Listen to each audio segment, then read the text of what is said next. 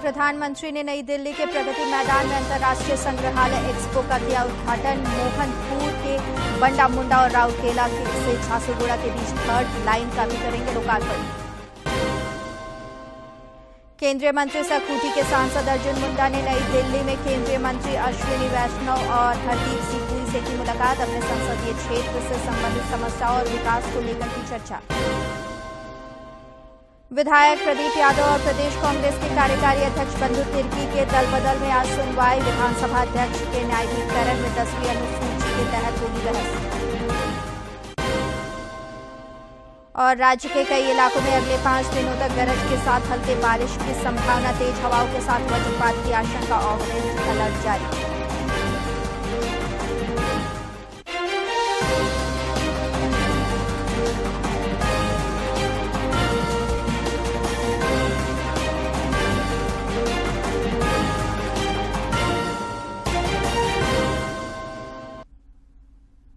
नमस्कार, खबरें झारखंड में आपका स्वागत है। मैं हूं मंजूषा भारद्वाज और अब समाचार विस्तार से।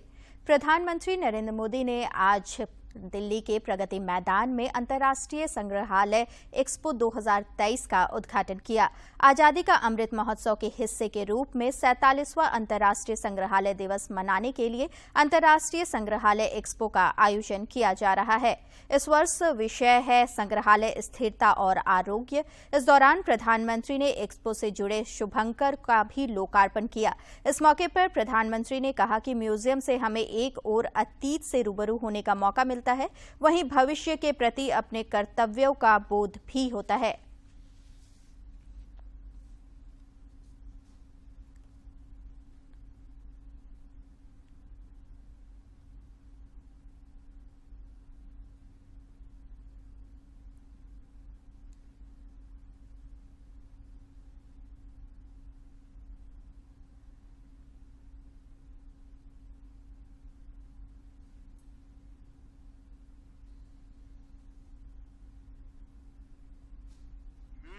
बल के दिग्गज जुटे हुए हैं। आज का ये अवसर इसलिए भी खास है क्योंकि भारत अपनी आजादी के 75 वर्ष पूरे होने के उपलक्ष्य में अमृत महोत्सव मना रहा है। इंटरनेशनल म्यूजियम एक्सपो में भी इतिहास के अलग अलग अध्याय आधुनिक तकनीक से जुड़कर जीवंत हो रहे हैं। जब हम किसी म्यूजियम में जाते हैं तो ऐसा महसूस होता है जैसे बीते हुए कल से, उस दौर से हमारा परिचय हो रहा है, हमारा साक्षात्कार हो रहा है। म्यूजियम में जो दिखता है वो तथ्यों के आधार पर होता है, प्रत्यक्ष होता है, एविडेंस बेस्ड होता है। म्यूजियम में हमें एक और अतीत से प्रेरणाएं मिलती हैं तो दूसरी ओर भविष्य के प्रति अपने कर्तव्यों का बोध भी होता है। इससे पहले प्रधानमंत्री नरेंद्र मोदी ने यहां लगाए गए प्रदर्शनी का भी अवलोकन किया। 2023 का प्रधानमंत्री नरेंद्र मोदी अब से कुछ देर बाद यहां पर उद्घाटन करेंगे और ऐसे में इस वर्ष के लिए अंतर्राष्ट्रीय संग्रहालय दिवस का विषय संग्रहालय स्थिरता और कल्याण रखा गया है। और सुधाकर हमारे सहयोगी हमारे साथ फोन लाइन पर जुड़ चुके हैं। सुधाकर, कितनी बड़ी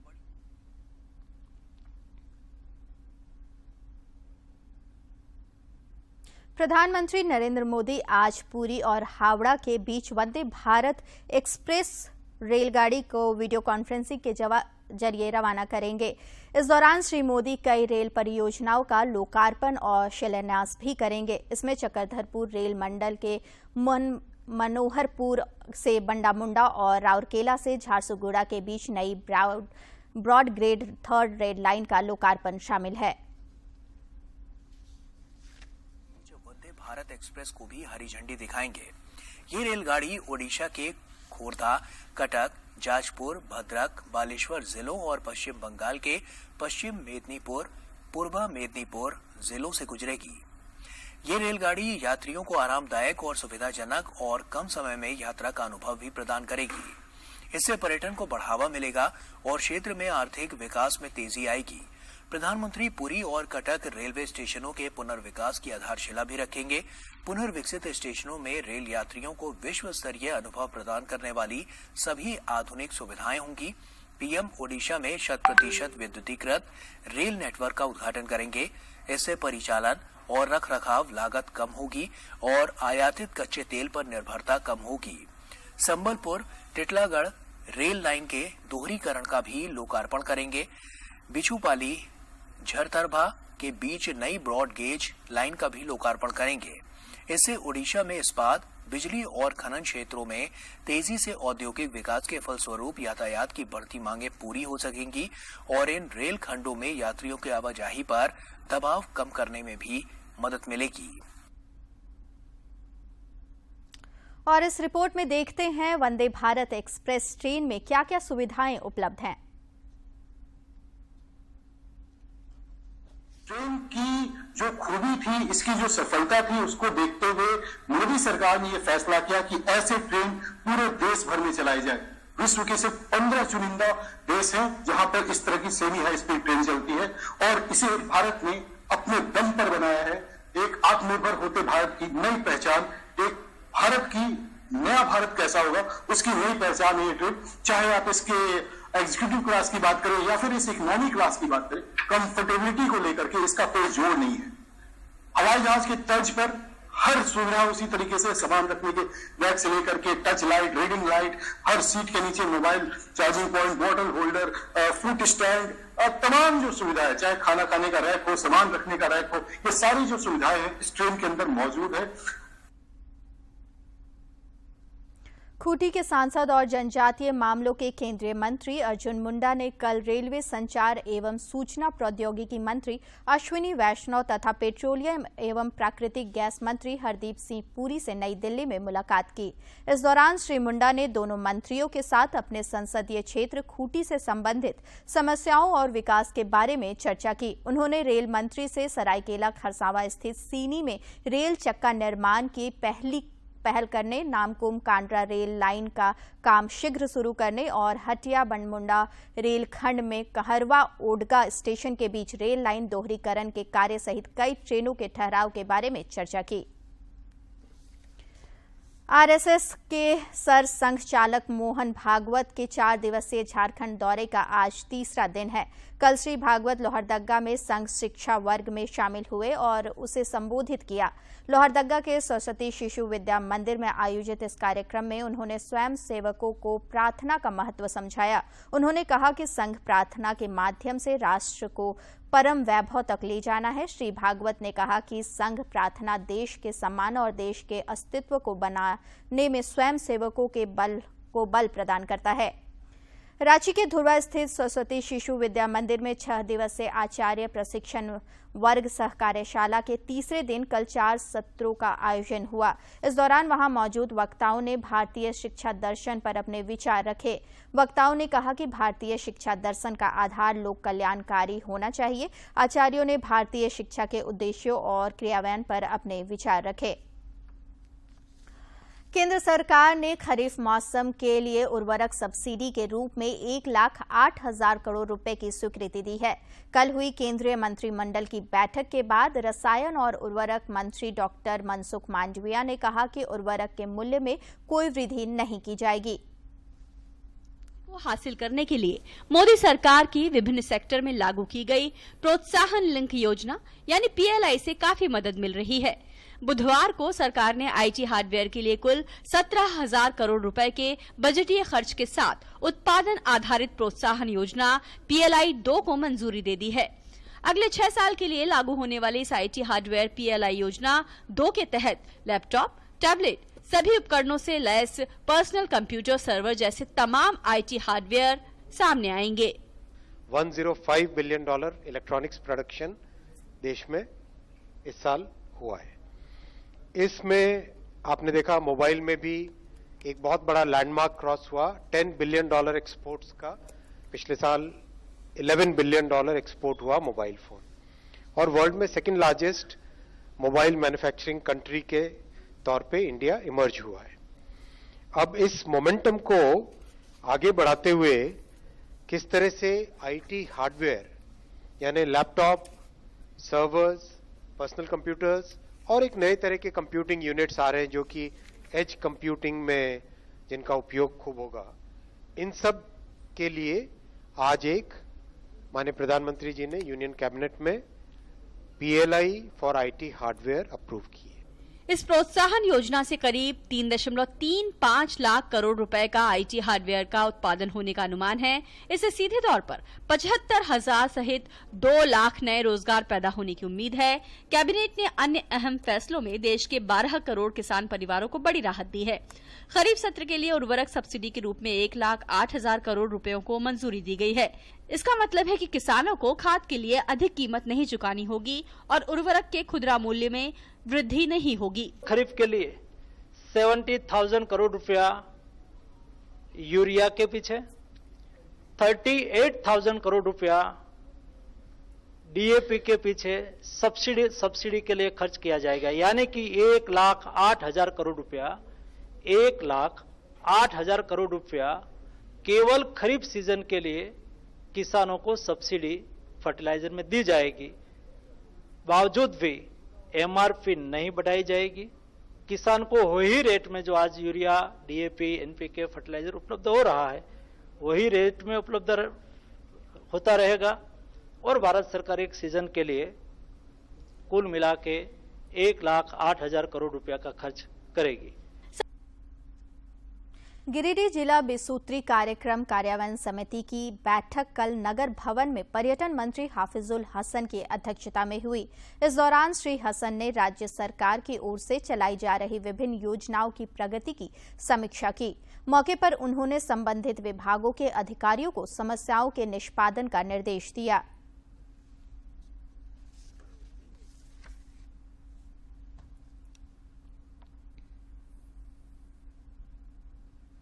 सभी गाड़ियों में GPS लगाकर अनाज की ढुलाई 9% तथा वितरण 90.15% लगातार।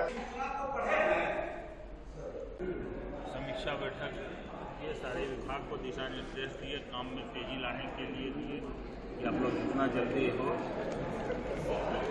काम को आगे बढ़ाएं और जो जन समस्याएं चाहे थाना का, चाहे DO ऑफिस का, CO ऑफिस का, उस सबको हम लोग समाधान करने का कोशिश कर रहे हैं। और मुख्यमंत्री हेमंत सोरेन राज्य के 3,469 उच्च विद्यालय शिक्षकों को कल नियुक्ति पत्र सौंपेंगे।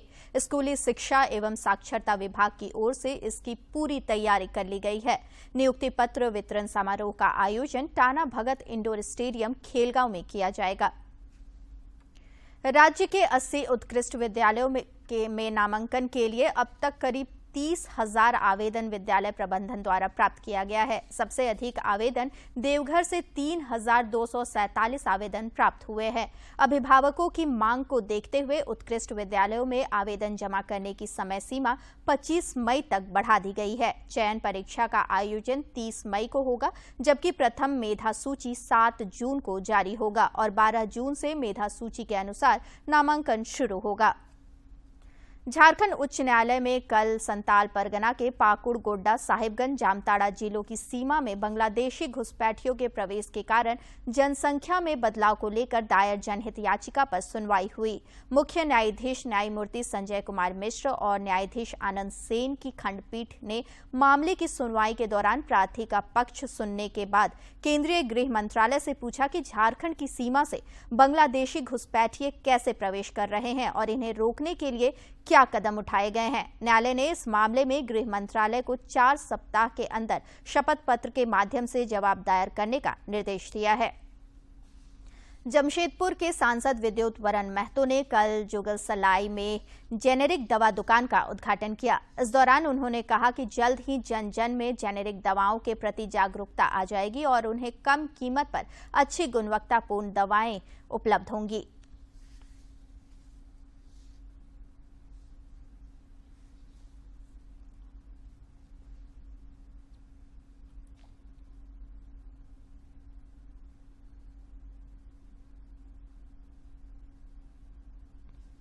दवा दुकान से जुड़े हुए हैं सभी को मैं अपनी ओर से आप सबों को ढेर सारी शुभकामनाएं देता हूँ। देश के यशस्वी प्रधानमंत्री जी ने महसूस किया कि समाज में जो खर्च करके जो आर्थिक रूप से पिछड़े हुए हैं उन लोगों के लिए जो घर में खर्च करके सुदूर होते हैं दवा का सख्त जरूरत होता है। ऐसी परिस्थिति में जैनिक दवा का उन्होंने लोगों के पंचायतों के सर्वांगीण विकास के लिए पंचायती राज विभाग 9 थीम पर काम कर रही है। इन्हीं थीम पर योजनाओं का चयन कर कार्य करने के लिए 2 दिवसीय राज्य स्तरीय कार्यक्रम कल रांची में आयोजित किया गया। कार्यक्रम में पंचायती राज विभाग की निदेशक निशा उरांव ने बताया कि 9 थीम में गरीबी मुक्त उन्नत आजीविका गांव, स्वस्थ गांव, बाल हितैषी गांव, जल पर्याप्त गांव, स्वच्छ और हरित गांव, गांव में आत्मनिर्भर बुनियादी ढांचा, सामाजिक रूप से सुरक्षित गांव, सुशासन वाला गांव तथा महिला और बाल हितैषी गांव शामिल हैं। इन्हीं थीम पर योजनाओं का चयन कर आने वाले समय में जमीनी स्तर पर कार्य किया जाएगा। भारत की अध्यक्षता में भुवनेश्वर में आयोजित G20 सांस्कृतिक कार्य समूह की दूसरी बैठक का कल समापन हो गया। बैठक में आए प्रतिनिधियों ने उदयगिरी की गुफाओं का दर्शन किया। भारत प्राचीन काल से प्राकृतिक गुफाओं के लिए प्रसिद्ध है। घने जंगल और पहाड़ों के बीच स्थित आदिकाल की गुफाएं आज भी भारत के लिए किसी खजाने से कम नहीं। ऐसी ही कुछ गुफाएं उदयगिरी के ओडिशा में मौजूद हैं। ये गुफाएं ओडिशा के भुवनेश्वर शहर से लगभग 7 किलोमीटर दूर पहाड़ियों पर स्थित हैं। भुवनेश्वर में उदयगिरी की गुफाओं का पुरातात्विक, ऐतिहासिक और धार्मिक महत्व है। यहाँ 18 गुफाएं हैं जिनका निर्माण 1ली शताब्दी ईसा पूर्व में किया गया। ऐसा माना जाता है कि इनमें से अधिकांश गुफाओं को राजा खारवेल के शासनकाल के दौरान जैन भिक्षुओं के आवासीय ब्लॉक के रूप में बनाया गया था। इन गुफाओं ने विदेशी मेहमानों को खासा प्रभावित किया। It's been an amazing experience here at the Culture Working Group. The hospitality has been fantastic and I'm really pleased to be able to see the caves here at Udayagiri today. They're very impressive, like the carvings are very intricate and it's just amazing to see something that has lasted so long and offers so much to people in terms of the culture and heritage of the site. Oh, these caves are beautiful. I visit many in India, including Ajanta, Ellora, Elephanta. I'm always amazed by the preservation because these caves are so old, you know, more than 2,000 years old. And if you look at the carvings, it's so precise. And the topics as well. It's nice to see women depicted here, which was rare in Buddhist temples at the time. सुंदर मूर्तियों से सजी हुई गुफाएं पर्यटकों को काफी लुभाती हैं। उदयगिरी का अर्थ है सनराइज हिल और इसमें समाज में महिलाओं की अग्रणी भूमिका को दर्शाया गया है। Women who are trying to protect and participating in every form of life. So-called female empowerment, women empowerment as we call it today. The society really did not have to empower because women were empowered and they were part of every activity which a society engages itself in. And those are the lessons which one gets to. New Giridih Koderma railway line पर Giridih college overbridge के पास कल एक व्यक्ति का शव मिलने से पूरे इलाके में सनसनी फैल गई। संभावना जताई जा रही है कि गिरिडीह कोडरमा सवारी ट्रेन की चपेट में आने से युवक की मौत हुई है। रेलवे पुलिस ने शव को कब्जे में लेकर पोस्टमार्टम के लिए सदर अस्पताल भेज दिया। प्रधानमंत्री नरेंद्र मोदी 28 मई को मन की बात कार्यक्रम के जरिए देशवासियों के साथ अपने विचार साझा करेंगे। प्रधानमंत्री ने इस कार्यक्रम के लिए लोगों से अपने सुझाव देने का आग्रह किया है। सुझाव को टोल फ्री नंबर 1800117800 पर मिस कॉल देकर रिकॉर्ड कराया जा सकता है। माई गॉव फोरम या नमो ऐप पर भी लोग अपने सुझाव दे सकते हैं। और अब कुछ खबर राज्य के विभिन्न जिलों से।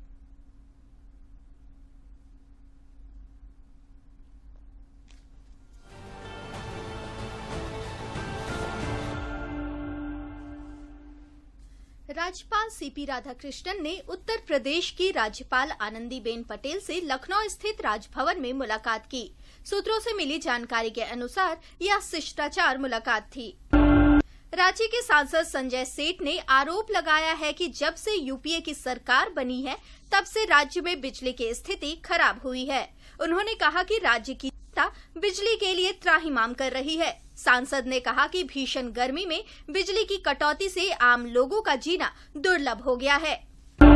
विधायक बसंत सोरेन ने दुमका सदर प्रखंड के मुर्गाबनी गांव में बिरसा हरित ग्राम योजना के तहत आयोजित प्रशिक्षण कार्यक्रम का शुभारंभ किया।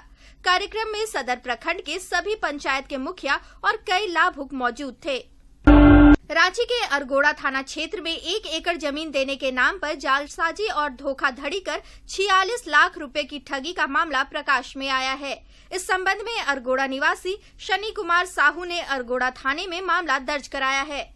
चतरा जिले के सदर थाना क्षेत्र से पुलिस ने पार्सल वैन से भारी मात्रा में अंग्रेजी शराब बरामद किया है। एसडीपीओ अविनाश कुमार ने बताया कि अवैध शराब चतरा से पड़ोसी राज्य बिहार ले जाया जा रहा था।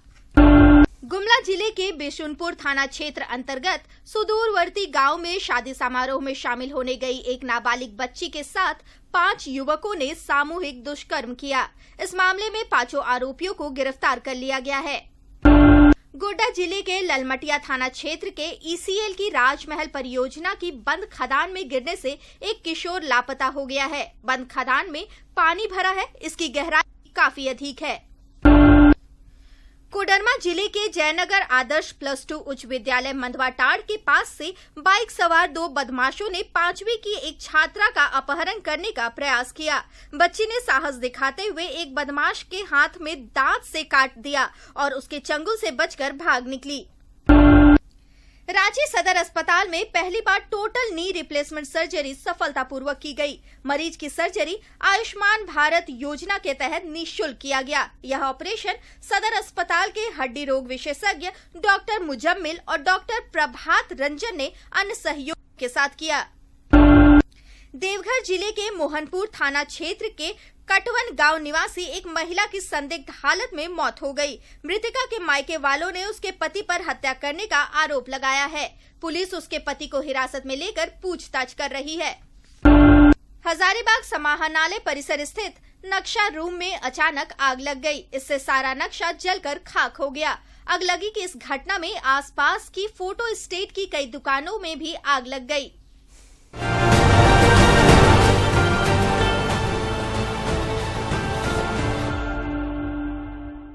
आकांक्षी जिला गिरिडीह में केंद्र सरकार का साथ मिलने से स्थानीय लोगों को हर तरह की सुविधाएं मिल रही हैं।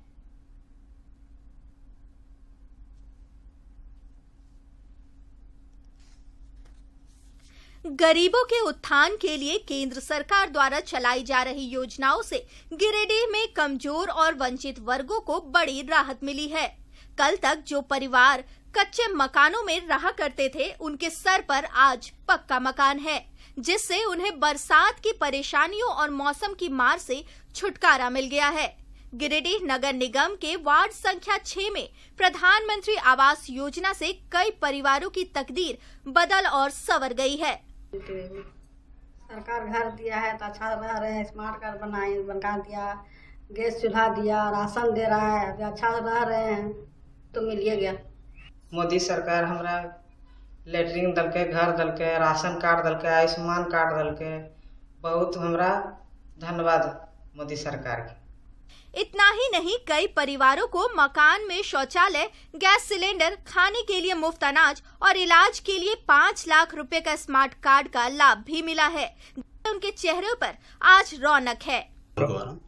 हमारे यहाँ मिट्टी के घर भी थी, मतलब बरसात में काफ़ी दिक्कत था। प्रधानमंत्री आवास योजना मिली तो बहुत अच्छा लाभ हुआ है। इसके वजह से हम लोग को पक्का मकान मिला है सरकार की तरफ से, और सारी सरकार की सुविधा जो है उपलब्ध हुई है, उसको मिली है। जैसे राशन, गैस, शौचालय जितना है वो सब लोगों को फायदा हुआ है उससे। इस इलाके की महिलाएं भी प्रधानमंत्री आवास का लाभ मिलने से बेहद खुश है। केंद्र प्रायोजित योजनाओं के सभी लाभार्थी एक स्वर में इस बात को स्वीकार करते हैं कि केंद्र सरकार ने उम्मीद से बहुत ज्यादा दिया है। पहले हमने मट्टी घरल बहुत परेशानी है कि पानी घुस जाले। अब मोदी सरकार के कृपा से हमने पक्का घर मकान मिल गया है। कुछ आयुष्मान कार्ड में राशन दे रहा है, शौचालय है, गैस है। मोदी सरकार के सब कुछ मिल गया।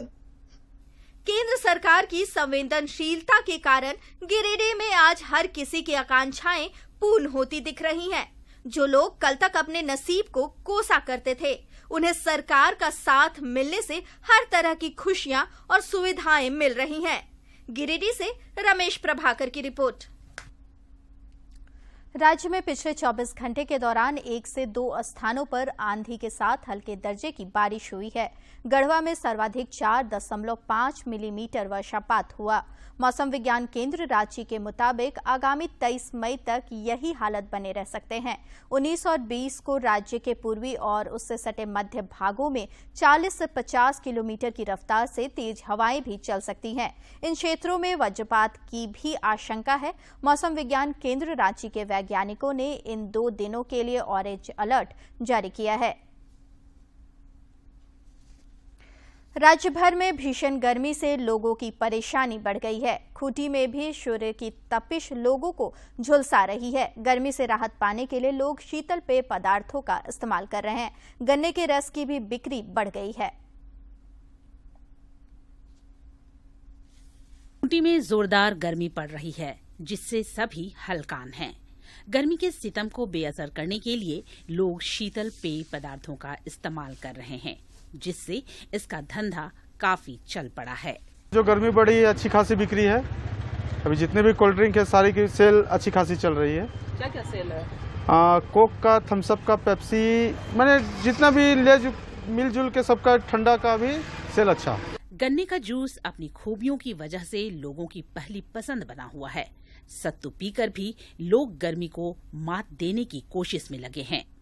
धूप बढ़ रहा है, इसलिए दिनों दिन इसका डिमांड बढ़ते जा रहा है। दुकान में तो सब तरह का मिलता है, लेकिन ये ताजा रहता है, इसलिए इसका डिमांड और दिनों दिन बढ़ते जा रहा है। गर्मी से राहत पाने के लिए लोग लस्सी, मैंगो जूस, आम पन्ना, आइसक्रीम और कुल्फी समेत अन्य शीतल पेय पदार्थों का जमकर सेवन कर रहे हैं। और सत्तू का शरबत, का शरबत कितना एक दिन में आ जाता है? लगभग 1500, कभी 1200। हर मौसम के अपने फायदे और नुकसान हैं। मौसम की मार एक तरफ, लेकिन इससे व्यापारिक गतिविधियों को भी फलने फूलने का मौका मिलता है। सर्दी के मौसम में कुछ चीजों की डिमांड बढ़ती है, तो गर्मी में दूसरी चीजों की मांग में इजाफा होता है। और अंत में मुख्य समाचार एक बार फिर। प्रधानमंत्री ने नई दिल्ली के प्रगति मैदान में अंतर्राष्ट्रीय संग्रहालय एक्सपो का किया उद्घाटन। मनोहरपुर से बंडा मुंडा और राउरकेला से झारसुगुड़ा के बीच 3rd लाइन का भी करेंगे लोकार्पण। केंद्रीय मंत्री सह खूंटी के सांसद अर्जुन मुंडा ने नई दिल्ली में केंद्रीय मंत्री अश्विनी वैष्णव और हरदीप सिंह पुरी से की मुलाकात। अपने संसदीय क्षेत्र से संबंधित समस्याओं और विकास को लेकर की चर्चा। विधायक प्रदीप यादव और प्रदेश कांग्रेस के कार्यकारी अध्यक्ष बंधु तिर्की के दल बदल में आज सुनवाई। विधानसभा अध्यक्ष के न्यायाधिकरण में 10वीं अनुसूची के तहत होगी बहस। और राज्य के कई इलाकों में अगले 5 दिनों तक गरज के साथ हल्के बारिश की संभावना। तेज हवाओं के साथ वज्रपात की आशंका। ऑरेंज अलर्ट जारी।